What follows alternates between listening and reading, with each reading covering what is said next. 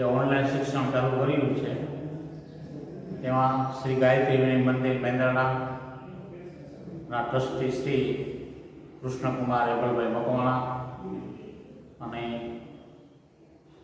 આચાર્ય શ્રી એમ પથરિયા સાહેબના માર્ગદર્શન નીચે ઓનલાઈન શિક્ષણની જે વ્યવસ્થા કરવામાં આવી છે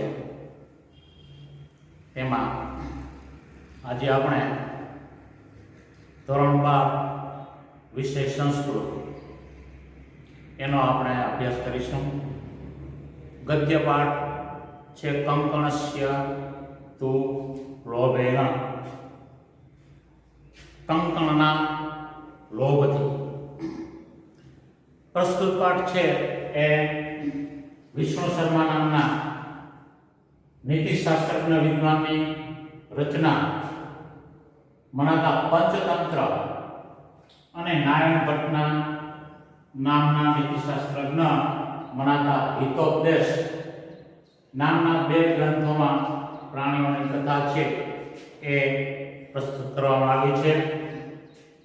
તેમાંથી હિતોપદેશ નામનો જે ગ્રંથ છે એમાંથી લુપ્તપતિ નામના શીર્ષકની કથા જાણીતી છે. તેમાં તેનું કથાવસ્તુ એક વૃદ્ધ વાઘ હોય છે. તેને શિકાર કરવાની ખેવના હોતી નથી અને શિકારને પોતાની જાળમાં ફસાવવા માટે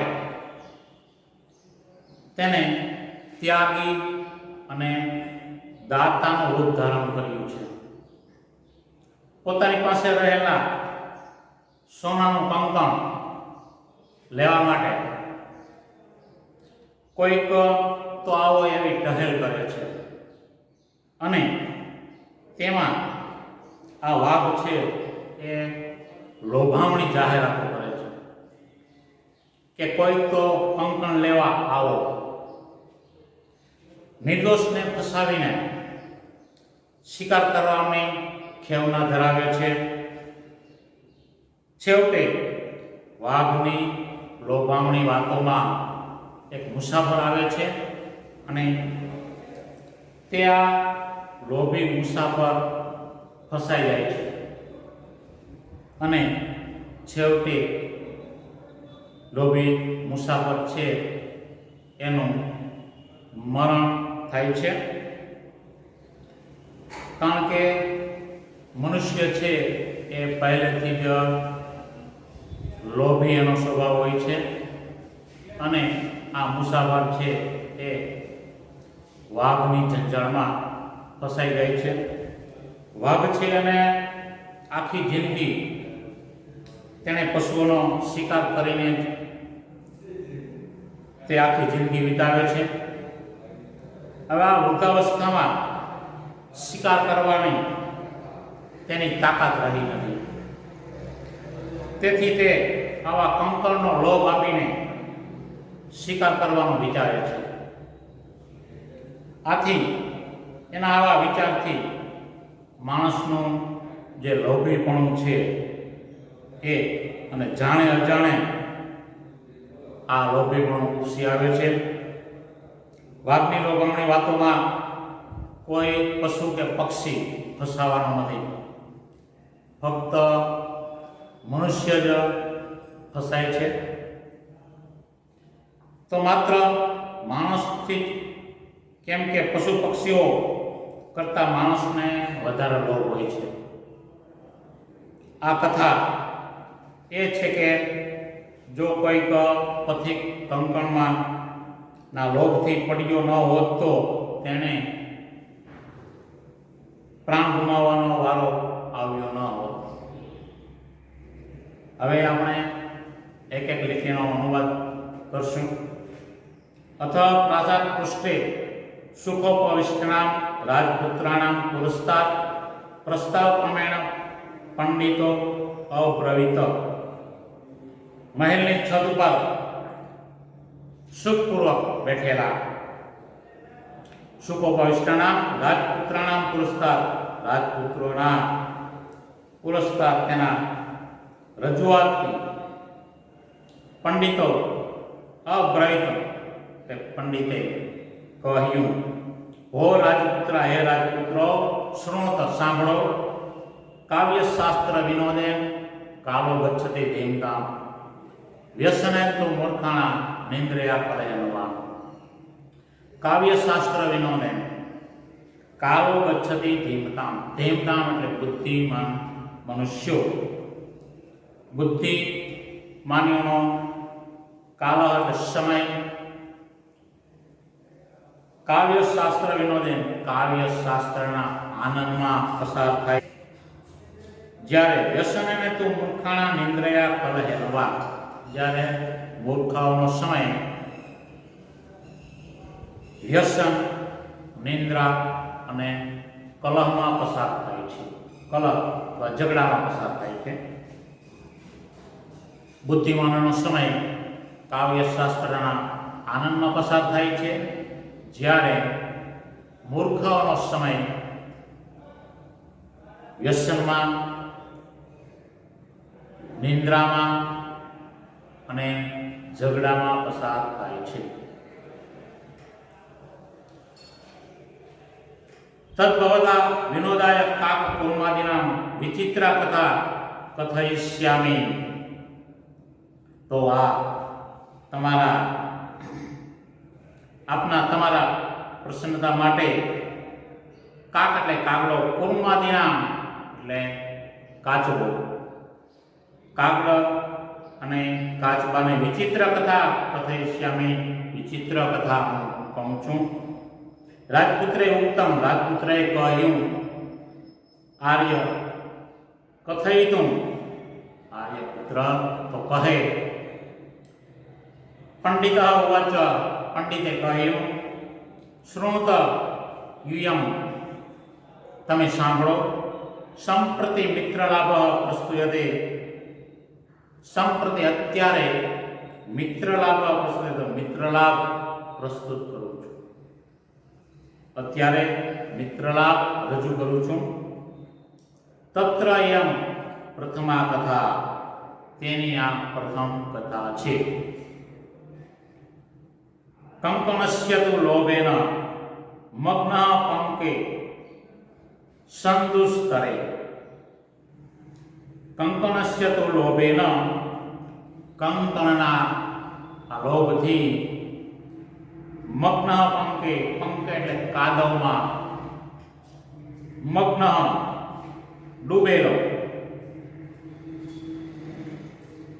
સંદુસ્તરે બહાર આવી શકાય એવા, વૃદ્ધ વાઘેણ, વૃદ્ધ વાઘને, સંપ્રાપ્ત પથિક સમૃદ્ધો યથા, વાઘને પ્રાપ્ત થયેલા મુસાફર, પથિક એટલે મુસાફર, સમૃદ્ધો યથા તે મૃત્યુ પામ્યો.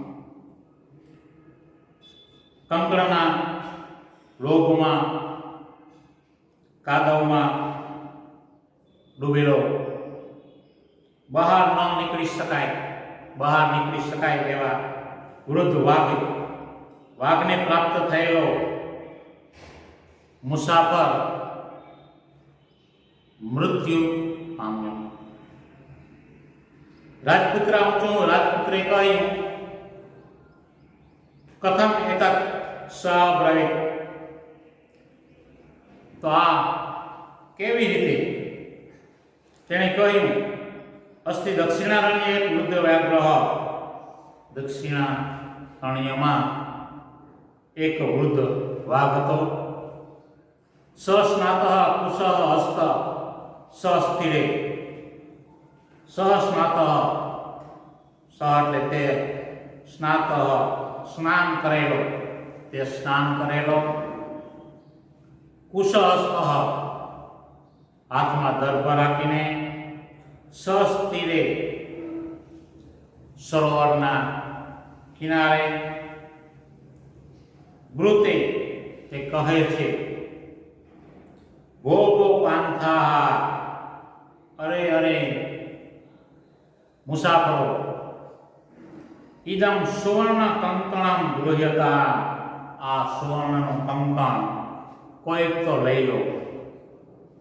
ઇદમ સુવર્ણમ કંકણમ ગૃહ્યતા, આ સુવર્ણનું સોનાનું કંકણ કોઈક લઈ લો. તતઃ રોગાપુષ્ટેન કેનચિત પાંથેન આલોચિતમ યદ ભાગ્યેન એત સંભવતી. તતઃ પછી લોભાપૃષ્ટેન કેનચિત પાંથેન, લોભથી, કૃષ્ટેન કેન ચિત પાંથેયથી, કોઈક પછી મુસાફરે અલોચિતમ યદ ભાગ્યન સંભવતી, એને વિચાર્યું કે આ તો આપણા ભાગ્યથી જ સંભવી શકે. કિંતુ અસ્મિન આત્મસંદેહ પ્રવૃત્તિ, પણ એમાં કોઈ સંદેહ કરવો યોગ્ય નથી. યત, કારણ કે અનિષ્ટા ઇષ્ટ લાભે અપી ન ગતિર્જાયતે શુભા, યત્રાસ્તે વિશ્વ સંસર્ગ અમૃતમ તદપી મૃત્યવે. અનિષ્ટ ઇષ્ટ લાભે, અનિષ્ટ વસ્તુથી ઇષ્ટનો ઇષ્ટિત વસ્તુઓની પ્રાપ્તિ થવી, તે શુભ ગતિ જાય તે શુભ ગતિ થતી નથી. ન ગતિ જાય તે શુભા, અનિષ્ટથી ઇષ્ટ વસ્તુની પ્રાપ્તિ થાય તો તેની શુભ ગતિ થતી નથી. યત્રાસ્તે વિશ્વ સંસર્ગ અમૃતમ તદપી મૃત્યત્વે. યત્રાસ્તે વિશ્વ સંસર્ગમ અમૃતમ, જો તેમાં પણ વિષનો ફક્ત સ્પર્શ થયો હોય, અમૃત છે તેમાં વિષનો સ્પર્શ થયો હોય તો પણ તે તદપી મૃત્યવે, તો પણ તે મૃત્યવે, તો પણ મૃત્યુ થાય છે. કિંતુ સર્વત્ર અર્થાજન પ્રવૃત્તો સંદેહ એવ તથા ચ ઉક્તમ. કિંતુ સર્વત્ર અર્થજન પ્રવૃત્તો સંદેહ, તો આ બધે જોખમ ખેડ્યા વગર કાંઈ મળતું નથી. તથા ચ ઉક્તમ, અને કહ્યું છે કે ન સંશયમ અનારોય નરો ભદ્રાણી પશ્યતિ. ન સંશયમ અનારોય નરો ભદ્રાણી પશ્યતિ. આપણે મનુષ્ય હોય છે તેને તે સંશય ન હોય તો પણ તે ભદ્રાણી કલ્યાણ પશ્યતિ જુએ છે. સંશયમ પુનઃ યદિ જીવતી પશ્યતિ, જો જોખમ ખેડ્યા વગર મનુષ્ય છે એ કલ્યાણને જુએ છે, પણ સંશયમ પુનઃ યદિ જીવતી પશ્યતિ, પણ જો જોખમ ખેડીને પછી તે જીવી જાય તો તેનું કલ્યાણ થાય છે. તન્નિરૂપયામિ તાવત, તો તેનું તપાસ કરો. પ્રકાશમ વૃતે, પ્રકાશમ મોટેથી, વૃતે એટલે કહે છે, મોટેથી કહે છે પુત્ર તવ કંકણમ, તારો આ કંકણ ક્યાં છે? વ્યાઘ્ર હસ્તમ પ્રશાસ દર્શયતી, વ્યાઘ્રમ વાઘ, હસ્તમ એટલે હાથથી, પ્રસાર્યમ દર્શયતી હાથ ફેલાવીને પ્રસરાવીને, દર્શયતી બતાવે છે. તેની તપાસ કરીને મોટેથી કહે છે કે ક્યાં છે તારું આ કંકણ, એમ હાથથી વાઘ છે એ હાથથી બતાવે છે. પાંથો અવદત મુસાફરે કહ્યું. મુસાફર કહે છે કથમ મારાત્મકે ત્વયિ વિશ્વાસ, હું તારામાં વિશ્વાસ કેમ કરું. મુસાફર કહે છે હું તારામાં વિશ્વાસ કેમ કરું. વ્યાઘ્ર હોવાચ, વાઘ કહે છે શૃણુ રે પાંથ, હે મુસાફર સાંભળ. પરાગ્રેવ યોન દશાયામ અહમ અતિવ દુર્વૃત્ત આસન. લાંબા પ્રાગ્રેવ લાંબા સમય પૂર્વે, યૌવન દશાયામ અહમ અતિવ દુર્વૃત્ત આસન. યૌવન અવસ્થામાં હું અતિવ વૃત્ત ખૂબ જ દુરાચારી હતો. લાંબા સમય પૂર્વે યૌવન અવસ્થામાં હું ખૂબ જ દુરાચારી હતો. અનેક ગૌ મનુષ્યાણામ વધાત મે પુત્ર મૃતા દારાશ્ચ. અનેક ગાયો મનુષ્યોના વધથી મેં મારા પુત્રો મૃતા દારાશ્ચ મારી પત્ની અને ગુમાવ્યા.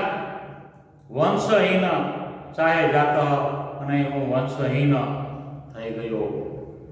તત કેનશ્ચિત ધર્મકેણ અહમ ઉપદિષ્ટ.